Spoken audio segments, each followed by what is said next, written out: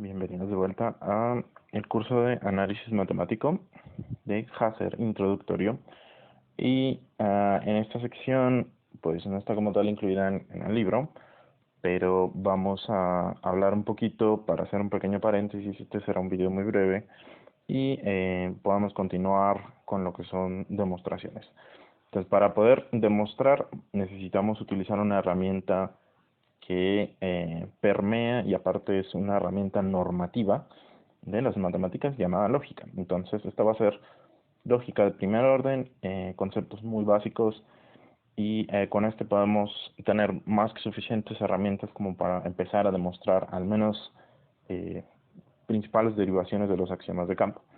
Ok, entonces vamos a hablar de este tipo de lógica, que es la lógica proposicional. Entonces lo que vamos a tener son proposiciones, sea una proposición P o podemos tener una proposición Q. Y bueno, esencialmente lo que son las proposiciones son ya sea postulados, ya sea frases. Lo que queremos es encontrar cierta conexión lógica, ¿ok? Entonces podemos tener una proposición P y una proposición Q, etcétera, número de proposiciones, los que ustedes gusten, ¿no? Y aquí tenemos lo que son nuestras primeras herramientas, que van a ser expresadas en estos símbolos que ven aquí. Y vamos a hablar un poquito sobre ellos, ¿no? Entonces, este símbolo se llama negación, ¿ok? Si tenemos algún valor que le vamos a dar a estas posibles variables, pueden ser dos, ¿verdad? Podemos tener verdadero o falso. Naturalmente también se pueden expresar como ceros y unos, ¿no? Siendo 0, digamos, falso y 1 es verdadero. Entonces, esos son los dos posibles valores que puede tomar mi proposición. Entonces, si tenemos alguna proposición, sea P, con valor verdadero, al negarlo, vamos a tomar la negación de P, lo que tendríamos es que tendría exactamente el valor opuesto. Entonces, no está lloviendo. Si nosotros tuviéramos una proposición que diga está lloviendo, en la negación me diría pues, no está lloviendo, ¿no? Aquí hay un símbolo alternativo, y bueno, nosotros adicionalmente vamos a usar este, ¿ok? Conjunción, ahorita vamos a ver ejemplos de esto. Está lloviendo y está nublado, entonces podemos unir dos proposiciones a partir de esta, ¿ok? Que va a ser, digamos, entendido de manera como un y, ¿sale? Entonces podemos unir dos piezas, ahorita lo vamos a ver en el otro ejemplo. Entonces lo que podríamos tener es Q, digamos Q y P, supongamos, ¿no? Disyunción es donde se cumple solo un valor, ¿ok? Está lloviendo o está soleado, ¿ok? Entonces esta es otra forma de unir también dos. Podríamos tener P o, de esta manera se escribiría, o Q, ¿ok? Si está soleado, entonces es de día. Entonces, como se pueden dar cuenta en este ejemplo, tenemos un condicional material o una implicación, ¿sale? Que implicaría directamente que a partir de una proposición yo puedo derivar otra, ¿ok? O puedo ponerle esa condición. Si esto es verdadero, esto otro es verdadero, ¿no? Ahorita podemos poner unos ejemplos. Si está nublado, okay, está nublado sí, solo sí hay nubes visibles. Entonces aquí tenemos un bicondicional. Quiere decir que depende necesariamente de una condición que prácticamente podría ser la única, ¿no? Entonces están unidos de esta manera y si solo si tal cosa pasa, ocurrirá naturalmente que es válida la primera premisa, ¿okay? Aquí tenemos una negación conjunta, que es ni está soleado ni está nublado, por ejemplo. Quiere decir que las dos son negadas, ¿vale?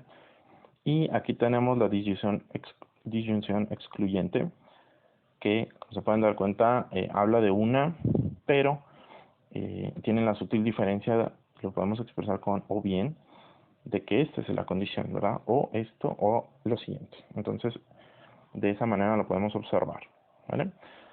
Vámonos a la siguiente diapositiva y aquí vamos a ver exactamente los ejemplos y como les había dicho podemos tomar dos valores en nuestras proposiciones, ¿no?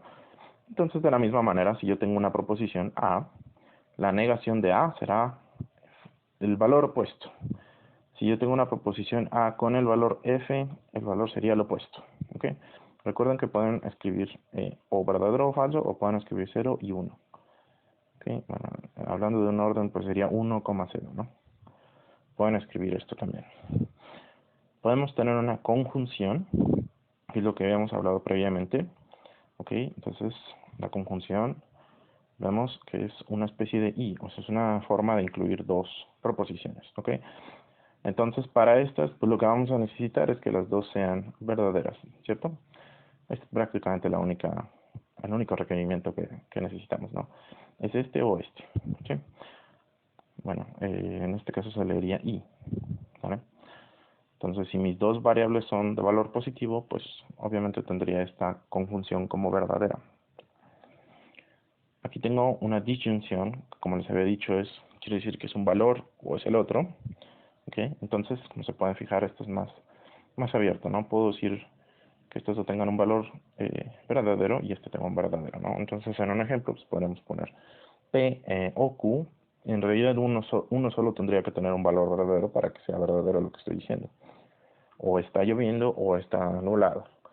O estoy en la casa o estoy afuera. ¿Ok? Entonces, si estoy afuera, pues de todas formas es verdadera mi frase porque yo acabo de dar las dos opciones. ¿Ok? Entonces es exactamente lo que tengo aquí. Y igual, con uno solo ya es verdadera, y si yo tengo los dos, pues es falso. ¿Ok? De igual manera, ¿no? Si yo tengo dos proposiciones y las dos, en este caso con la conjunción, quiere decir que las dos se tienen que cumplir. Si las dos no se cumplen, pues pues es falso. ¿Ok? La condicionalidad, pues en este caso, me va a implicar igual que tengo una condición inicial y esa condición tiene como tal un resultado, ¿no? Si esto, entonces tal. ¿Okay? Entonces, como se pueden dar cuenta, prácticamente lo único que no puedo inferir como tal es de algo verdadero a algo falso. ¿Okay?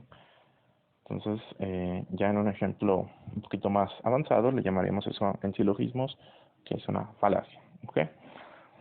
Y tenemos la bicondicionalidad, que tiene como estricta necesidad que los dos se cumplan. ¿Okay? Los dos son completamente dependientes en este aspecto. A, sí, solo sí, B.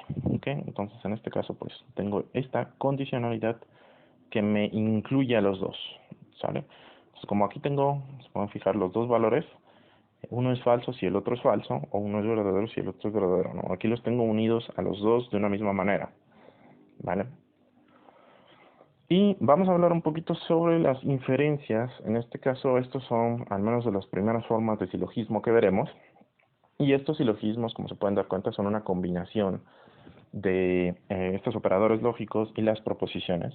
Los silogismos, y bueno, en este caso esta inferencia, tiene como objetivo hablar de algo que se llama validez. Entonces, nosotros en cuanto al análisis, vamos a utilizar mucho demostraciones, porque necesitamos hacer demostraciones. Entonces, vamos a tener que tener argumentos, esa es la palabra, argumentos, con validez, ¿no? Si nuestras demostraciones no tienen validez, no, pues no son demostraciones, ¿ok? Entonces, recuerden que en este caso vamos a necesitar esta rigurosidad para poder hacerlo, ¿ok? Entonces aquí tenemos el primer ejemplo, modus ponendo ponens, ¿ok? Entonces, tenemos el siguiente resultado. Si P implica Q, P, y luego deducimos, bueno, aquí podemos deducir, podemos utilizar estos tres puntos como, por lo tanto, como nuestra conclusión. Si P implica Q, tengo P, entonces tengo Q, ¿ok? Puedo tener muchísimos ejemplos de esto y los vamos a ir viendo poco a poco, ¿ok? Modus tollendo tollens, que es este. Entonces aquí lo que yo derivo, bueno, aquí si se fijan, aquí lo que derivé es una verdad a partir de una implicación, ¿ok? Entonces, en efecto, cuando yo tengo esta implicación directa, como, bueno, una manera de algo válido, si yo puedo demostrar que esto es válido, entonces también puedo demostrar que si yo tengo la primera, va a implicar la segunda, ¿ok? Y de la misma manera puedo hacerlo, pero de manera de negación, ¿ok? Entonces, de manera equivalente puedo decir P implica Q, P, entonces no P, ¿ok? Entonces es una manera de negar Y si se fijan, es una manera análoga a lo que hicimos en Ponendo Ponens, ¿no? En Ponendo Ponens era poner una condición y afirmar otra. Entonces tengo una y luego tengo la otra. Y aquí es exactamente, pero de manera negada. Entonces, si se fijan, lo que negamos es Q. Entonces, de alguna manera no negamos lo que implica. Entonces, si negamos lo que implica más bien, pues entonces nuestra implicación es falsa, ¿no? Bueno, es negativa en este caso, ¿ok? Bueno, entonces aquí tenemos un disyuntivo. Entonces, pues si se fijan, aquí es una combinación, un poco de lo que hemos hecho, y vamos a tener la posibilidad de tener exactamente lo que tenemos de esta manera del Toledo Tollens, pero pues igual es análoga, pero es al revés, ¿ok? Entonces, de la misma manera, ahora lo que yo tendría es una disyunción, ¿ok? Entonces, tengo, eh, bueno, este ejemplo tengo P o Q, ¿ok? Entonces, niego Q y obtengo P, ¿vale? Esto siempre los podemos poner como puntos, ¿no? ¿Ok? De igual manera, puedo obtener Q a partir de la negación de P, ¿ok? Entonces, si yo puedo negar una proposición, puedo obtener la otra, ¿vale? Aquí tenemos el hipotético, que es el que estábamos hablando en la ley transitiva. Entonces, aquí yo voy a tener, de alguna manera, una implicación a partir eh, de, bueno, más bien puedo inferir una implicación a partir de dos. Si yo tengo P, puedo implicar Q. Si yo tengo Q, puedo implicar R. Entonces, si tengo P, puedo implicar R. ¿Ok? Es como el ejemplo que habíamos visto en la ley transitiva, ¿no? Si yo tengo un valor que es, supongamos, mayor a otro, y este otro valor es mayor a otro, entonces yo puedo deducir del primero que va a heredar la característica, ¿no? ¿Ok? Entonces, vamos con el siguiente. Simplificación o, digamos, muchos le suelen llamar de dominación. Significa que una proposición puede dominar sobre otra. Entonces, la podemos simplemente simplificar en este caso y podemos decir que es P o Q en este caso. ¿Vale? Eso lo vamos a seguir viendo.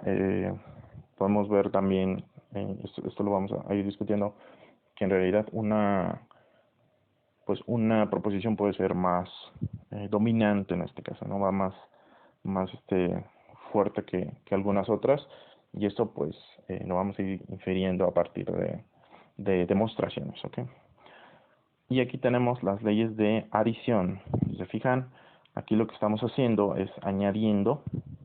Entonces, podemos proponer que a partir de una podemos tener, en este caso, esta unión, ¿ok? Entonces, P y obtenemos una unión, o Q y obtenemos otra unión, ¿vale?